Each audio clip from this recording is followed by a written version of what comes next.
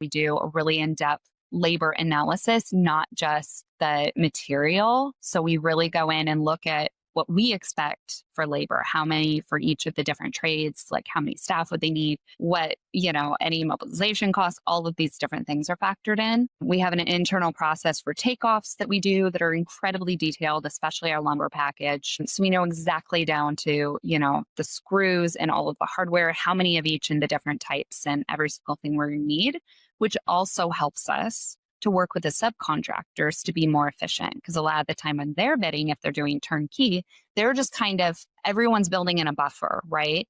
Because you don't want to underbid and all of a sudden you're in the project and realize oh no, if anything, you want to push it up. So there's so many layers as you walk through that process that get added that by the end, you have a really big buffer.